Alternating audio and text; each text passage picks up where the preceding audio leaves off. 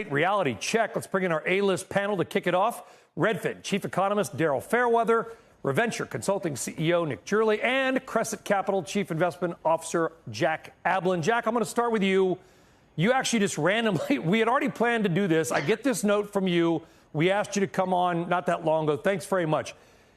Using your math and using rates and whatever, you think that the median price of a home should be over $100,000 less than it is right now. Yes, and it's a pretty simple math, Brian. All we're doing is we're taking median incomes, which we're calculating at $77,000 roughly per year. And again, that's been going up over the last couple of years, so we want to take that into consideration. We're calculating a mortgage rate of about 7.5%, and then we assume that 25% of the income goes to a monthly mortgage payment. We kind of gross that up and then add another 20% for down payment. We come up with $283,000. That's substantially below the 400 plus thousand that you're showing on the screen. So I don't expect we're going to see an immediate 31% crash. Wow. Because like you said, those existing homeowners who have low mortgage rates are just going to stay put. Yeah, and Daryl, I want to be clear. The median home price has come down off its peak of a couple of months ago. I think it was around 430 or 440. So the trend is down. You know, I want you to comment on what Jack just said, but also here's what's bonkers. It doesn't seem to matter. If you put a decent house for sale on the market, I talked to a lot of realtors. They sell in like 3 days. Yeah, I think what should be the right price is very different from what actually is the price right now. We have a real lack of supply, that has been going on for at least 5 years, but during the pandemic became extremely acute because people snatched up all the homes and now they don't want to sell anymore. About a third of homes for sale right now are new construction because there are so few existing homes on the market.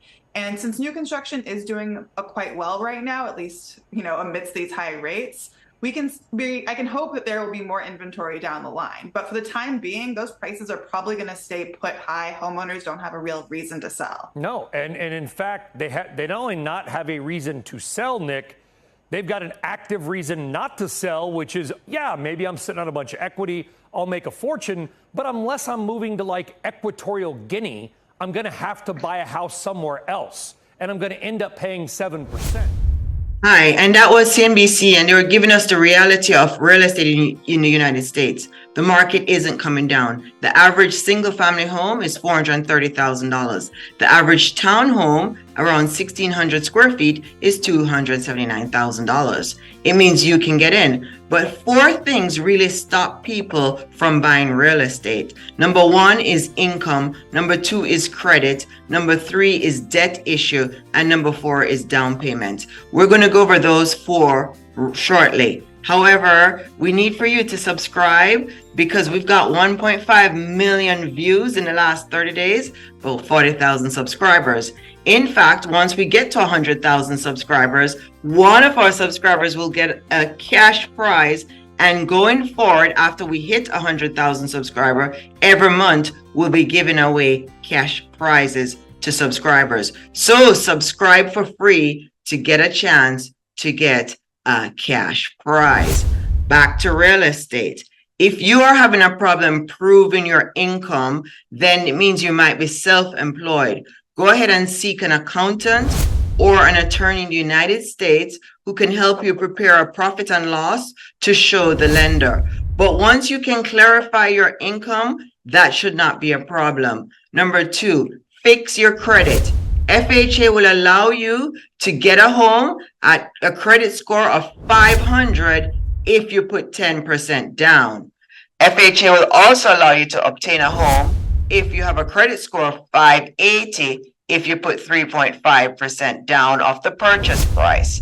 Conventional loans and most lenders require a credit score of 620. So those are your options. You're not dead in the water as yet. You can still own a home in the United States. You can still own a property.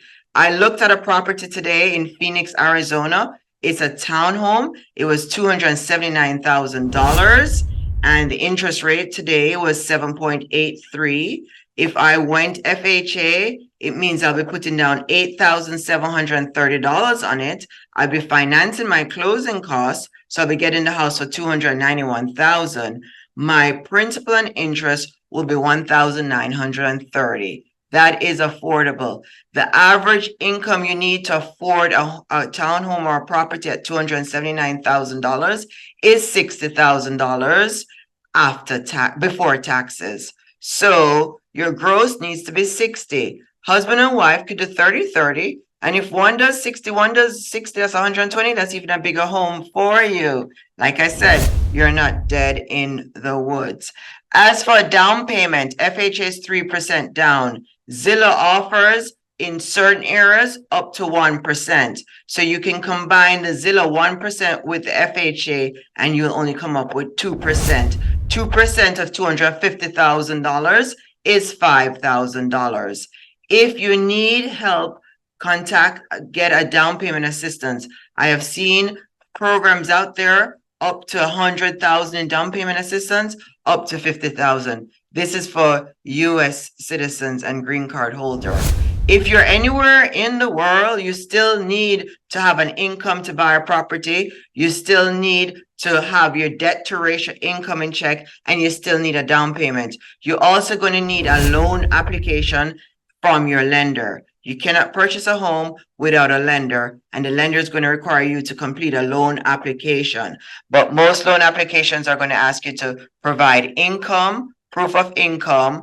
They want to look at your credit score or how much debt you have, and they want to ask for a down payment. And that's just reasonable for them to be asking for a down payment. You need to have some skin in the game, and they want to make sure you're able to pay.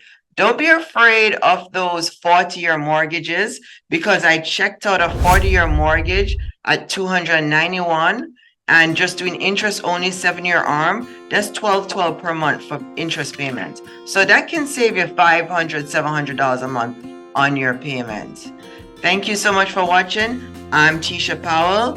Friends, be sure to go ahead and hit that free like and that free subscribe button. Like we mentioned, once we get to 100,000, one of our subscribers will be getting a cash prize. And because this is a business channel, every month we'll be doing some form of cash prize. But we have to get to 100,000 subscribers. So help us to get to those numbers. Hit that subscribe button. We know you've been watching, over 1.5 million views.